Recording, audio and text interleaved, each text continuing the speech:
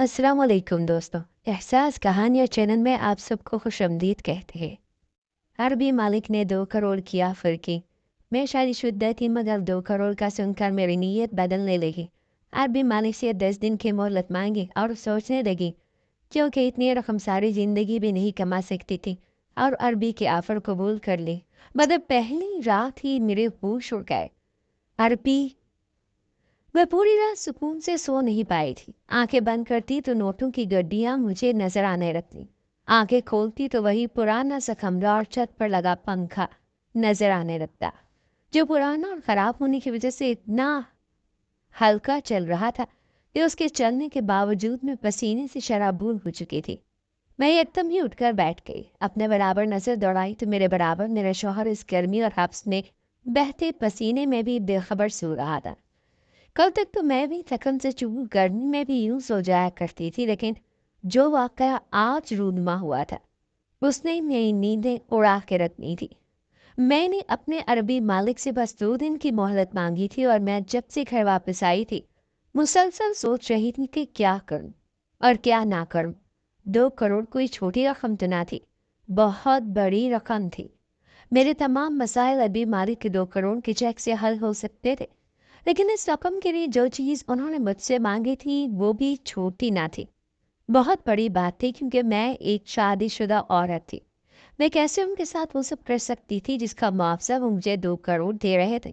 मैं पहले तो मालिक की बात सुनते ही इनकार कर चुकी थी, लेकिन अगले ही पल मुझे अपनी कम मायगी का ख्याल आने लगा। मैंने कहा, मुझे 2 दिन की मोहलत है, मुझे सोचने के लिए वक्त चाहिए। वो कहने लगे, 2 दिन से ज्यादा का वक्त नहीं दे सकता, मुझे आप 2 दिन तक जवाब दे दीजिएगा। मैंने हामी भर ली और घर लौट आई। जब से घर आई थी मेरा सारा ध्यान मालिक की इस बात को सोचने जा रहा था। मैं एक फैक्ट्री में जॉब करती थी, वहाँ बच्चों की रेडीमेड कपड़े तैयार किए जाते थे और मैं उन खवातीन पर सुपरवाइजर थी जो वहाँ कपड़े सिलाई करती थी। हालांकि वहाँ मुझसे पहले भी 2 खवातीन सुपरवाइजर का काम सर अंजाम दे रही थी, लेकिन मालिक जिस कदर मेरे साथ नरमी और प्यार से पेश आते थे, बाकी स्टाफ के साथ उनका रवैया ऐसा ना था। वो बाकी वर्कर्स से सख्त लहजे में बात करते थे।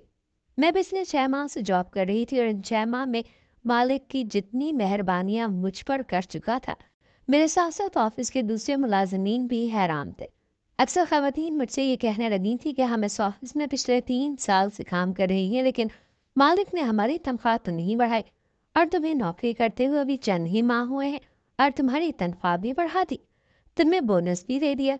ऐसे भी तुम क्या काम करती हो? मुझे खुद मालिक के इस कस्म की मेहरबानी की वजह समझ में नहीं आ रही थी। एक खातून कहने लगी, बस मालिक इस लड़की की खूबसूरती पर मर मिटा है, इसीलिए तो ये मेहरबानियां उस पर हो रही हैं, वरना इस लड़की में दूसरी कोई खूबी तो है नहीं। ये बात सुनकर मुझे उस पर गुस्सा आने लगा। मैंने कहा, जबान संभाल कर बात करो। अगर मालिक मुझे तुम लोगों पर तरजीह दे रहा है तो जाकर मालिक से पूछो, मुझ पर इल्ज़ाम तराशी करने की ज़रूरत नहीं है। मैं भी चिल्ला कर बोली थी। मेरा लहजा बुलंद हुआ तो बहुत से स्टाफ के लोग जमा हो गए। वो खातून भी मुझसे लड़ने लगी।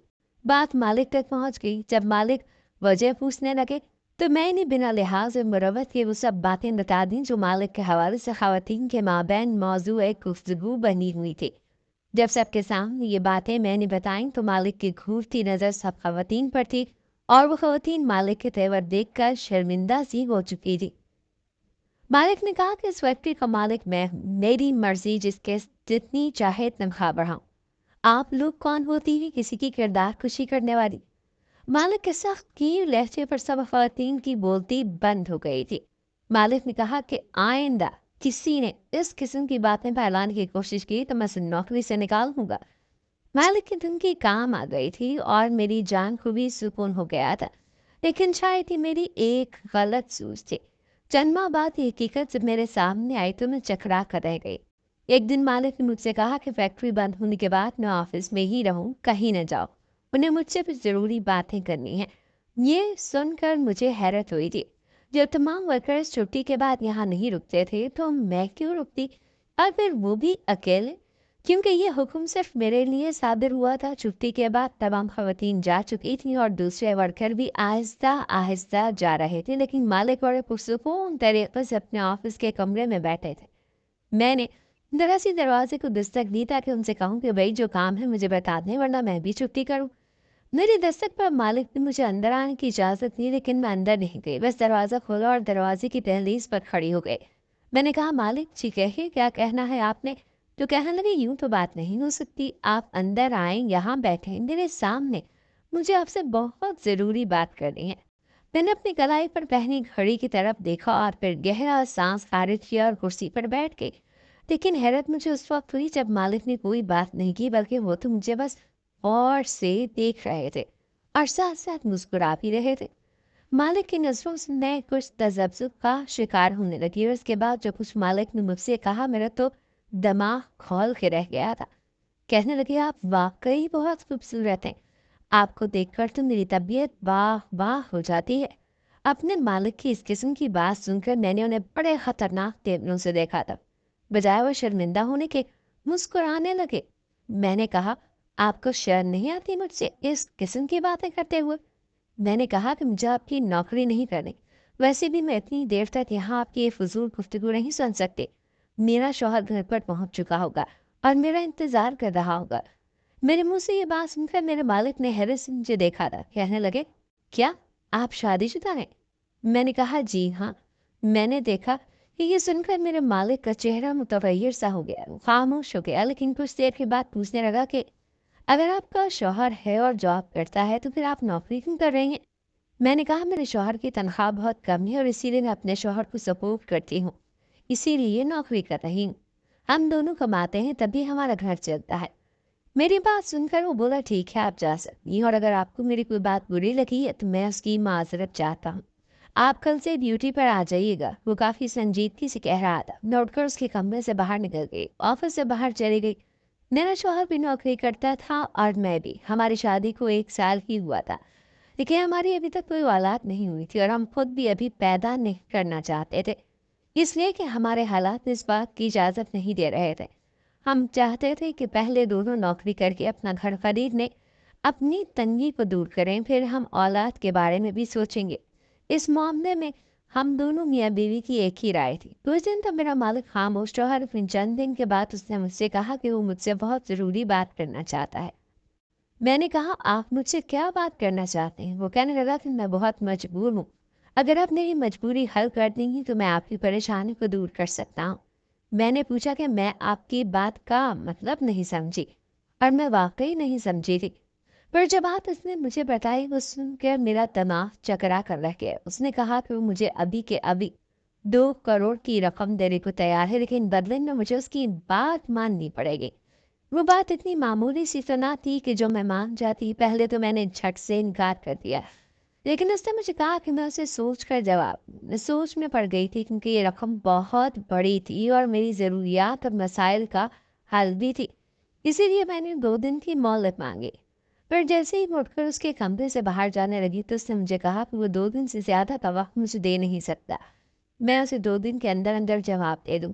مسئلہ یہ تھا کہ مجھے اب اپنے شوہر سے یہ بات کرنی تھی۔ اب تک ہم دونوں میاں بیوی ایک دوسرے کا ساتھ دے رہے تھے اور ایک دوسرے کو سمجھ کر اپنے حالات کو بہتر بنانے کے لیے دونوں ہی تاب و دو میں لگے ہوئے تھے۔ لیکن اب جو بات میں اپنے شوہر سے کرنے والی تھی وہ چھوٹی نہیں تھی۔ مجھے 80% اس بات کا یقین تھا کہ وہ انکار کر دے گا، بس 20% ہی امید تھی کہ شاید مان جائے، مجھے سمجھنے کی کوشش کرے۔ اگر میرا شوہر میری بات مان جاتا ہے تو بس 1 سال کی تو بات تھی، اور اس کے بعد تو ہم مالا مال ہو جاتے اور بڑی خوشحال زندگی جی سکتے تھے۔ لیکن وہ بات اتنی بھی عام نہ تھی کہ میں اپنے شوہر سے بے تکلف ہو کر کہہ رہی تھی۔ مجھے تو یہ بھی ڈر تھا کہ کہیں غصے میں وہ میرے منہ پر تھپڑ ہی نہ مار ڈالے، کیونکہ بات اس کی غیرت پر جا کر لگتی تھی اور کوئی بھی مرد اپنی غیرت پر ایسی بات برداشت نہیں کرتا۔ میری پوری رات آنکھوں میں گزری تھی، میں بس یہی سوچ رہی تھی کہ شوہر سے کیسے بات کروں۔ میرے پاس صرف 2 دن تھے جس سے مجھے ایک حتمی فیصلہ کرنا تھا۔ ہمارے اخراجات زیادہ اور وسائل کم تھے، جو ہماری حالت تھی ہم تو دونوں مل کر کام کرتے تھے، تب جا کر مہینہ گزر جاتا تھا۔ اس تنخواہ میں ہم کبھی بھی اپنا گھر نہیں بنا سکتے۔ حالانکہ میں محنت اس لیے کر رہی تھی تاکہ میں پیسوں کو جمع کر کے اپنا ذاتی گھر خرید سکوں، تاکہ کرائے کے جھنجٹ سے ہماری جان چھوٹ جائے۔ میں فیکٹری میں بھی غائب دماغی سے گئی تھی اور دماغ بس یہ ایک بات چل رہی تھی کہ ایسا کیا کہوں کہ میرا شوہر मेरी बात मान जाए। रात को मैंने अपने मियाँ का पसंदीदा मटन कोरमा बनाया। खाना देखकर तो उसका चेहरा चहक सा गया था। फिर कहने लगा, मत बनाया करो, इतनी महंगी चीज़ है, जानती हूँ ना गोश्त कितना महंगा हो गया है। यही हमारे 4 दिन सादा खाने से आराम से गुजर जाते। उसने प्लेट में मटन कोरमा डालते हुए कहा। मैंने कहा, क्या हम सारी जिंदगी यही सोचते रहेंगे कि यहाँ से पैसे बचा लें तो वहाँ काम आ जाएंगे? कभी ये नहीं हो सकता कि हम बिना सोचे समझे बेदरे पैसा खर्च करें, जो चीज़ चाहे खाएं पिए खरीदें? मेरी बात सुनकर वो कहने लगा, हालात तुम्हारे सामने ही हैं, हमारे नसीब में ये सब ऐश नहीं। उसने रोटी का नवाला तोड़ा और खाने लगा। मैंने कहा, मुझे एक ऑफर हुई है कि अगर तुम मेरे साथ हो तो हम 1 साल में करोड़पति हो सकते हैं। मेरी बात सुनकर वो खाना खाना भूल गया। कहने लगा, क्या कहा तुमने? ऐसी कौन सी ऑफर हो गई है तुम्हें? मैंने डरते डरते धीरे धीरे से बात बता दी। बड़े खामोशी से उसने मेरी बात सुनी, लेकिन खाना वहीं छोड़ दिया। ये देखकर मेरा दिल धक धक कर रहा था। कुछ देर कोई नहीं सोचता रहा और मेरी जानिब देखता रहा। मैं उसके जवाब की मुंतजर थी, समझ नहीं पा रही थी कि उससे पूछूं या ना पूछूं। फिर मैंने कहा कि मैं सोच रही हूँ कि कल जाकर अपने मालिक को इनकार कर दूं। ये बात सुनकर उसने मेरी तरफ देखा। कहने लगा, तुमने मुझे बहुत बड़े इम्तिहान में डाल दिया है, लेकिन जो ऑफर तुम्हारे मालिक ने की है वो रकम इतनी ज़्यादा है कि मैं समझ नहीं पा रहा कि तुम्हें क्या जवाब दूं। शायद वो भी मेरी ही कैफियत से गुजर रहा था, जिसे मैं समझ नहीं पा रही थी। उसकी भी समझ में नहीं आ रहा था कि क्या करे और क्या ना करे। फिर उसने मुझे कहा कि ठीक है, तुम अपने मालिक की बात मान लो। असल में मेरे मालिक ने कहा था कि वो बे औलाद है और उसकी बीवी बांझ है, उसे औलाद नहीं दे सकती और वो अपनी बीवी को छू नहीं सकता, क्योंकि सारा कारोबार तो दौलत उसकी बीवी के नाम है। वो कहने लगा कि उसे खूबसूरत बच्चा चाहिए और तुम इतना खूबसूरत हूँ। मुझे देखकर उसको ये ख्याल आया था, इसीलिए मैं तुम पर ज्यादा मेहरबानियां कर रहा था। अगर तुम गैर शादीशुदा होती, तुम मुझसे शादी के बाद, बच्चा होने के बाद तलाक ना ले, लेकिन मुझे सिर्फ औलाद के लिए शादी करनी है। अब तुम शादीशुदा हो तो मुझे इस बात की फिक्र नहीं। अगर तुम्हारा शौहर राजी हो जाए तो वो तुम्हें तलाक दे दे और मैं तुमसे इद्दत पूरी होते ही निकाह कर लूंगा। जैसे ही मेरी औलाद होगी मैं तुम्हें तलाक दे दूंगा। इद्दत पूरी होते ही तुम्हारा शौहर तुमसे दोबारा शादी कर लेगा। 2 करोड़ एक अच्छी खासी रकम है, जिनमें तुम दोनों मियाँ बीवी के हालात बेहतर हो सकते हैं। ये वो बात थी जो मेरे मालिक ने मुझसे कही। शौहर को भी एतराज ना था, इसीलिए मैंने भी जाकर अगले ही रोज मालिक को अपने शौहर की रजामंदी बता दी। फिर ऐसा ही हुआ था, मेरे शौहर ने मुझे तलाक दे दी और इद्दत खत्म होते ही मालिक ने मुझसे शादी कर ली। इस दौरान मालिक मुझे अपने घर ले गया। उसकी बीवी बहुत खूबसूरत थी, लेकिन मुझे देखकर अपने चेहरे का रुख गुस्से से बदल लेती थी। वो मुझे मजबूरन बर्दाश्त कर रही थी और मुझे भी मालिक से मोहब्बत नहीं थी। मेरा मकसद भी सिर्फ पैसे का हुसूल था। अभी मेरी शादी को 2 ही माह गुजरे थे कि मैं उम्मीद से हो गई। मुझे तो खैर इस बात से कोई ख़ास खुशी हासिल नहीं थी, क्योंकि मालिक मेरी मजबूरी था, मेरा महबूब नहीं। मुझे अभी भी अपने शौहर से ही मोहब्बत थी, लेकिन मालिक वह खुश था। वो मेरा पहले से बहुत ज़्यादा ख्याल रखने लगा। उसकी बीवी भी बहुत खुश थी। वो मेरे खाने पीने का बहुत ख्याल रखती थी। खुद मुझे अपने सामने जूस पिलाती, कभी दूध पिलाती, मेरी दवाएं मुझे वक्त पर देती। तो दिन महीने गिन गिन कर गुजार रही थी, ताकि जल्द अज जल्द बच्चा हो और मेरी जान छूटे, मुझे पैसे मिले और मैं अपनी ज़िंदगी अय्याशी से अपने शौहर के साथ गुजारूं और फिर अपने शौहर से बच्चे पैदा करूं। जब भी मैं अपने शौहर को फ़ोन करती, वो बेहद उदास सा हो जाता। कहने लगता, मैंने तुम्हें कह तो दिया था, लेकिन मुझसे गम सहा नहीं जा रहा। मुझे एहसास हो रहा है कि कोई मामूली सी बात हरगिज़ न थी। मैं उसे कहती, जवाद, अब तो बहुत कम वक्त रह गया, तुम क्यों दिल बुरा कर रहे हो? बस चंद महीने की तो बात, जैसे ही बच्चा होगा मालिक मुझे तलाक दे देगा और इद्दत पूरी होते ही हम दोबारा से निकाह कर लेंगे और हमारी ज़िंदगी की तमाम मुश्किलात दूर हो जाएंगी। हम बहुत खूबसूरत सा घर खरीदेंगे, जिसमें हर आसाइश होगी, गाड़ी लेंगे, घूमेंगे फिरेंगे। मेरी बात सुनकर वो फ़ोन बंद कर दिया करता था।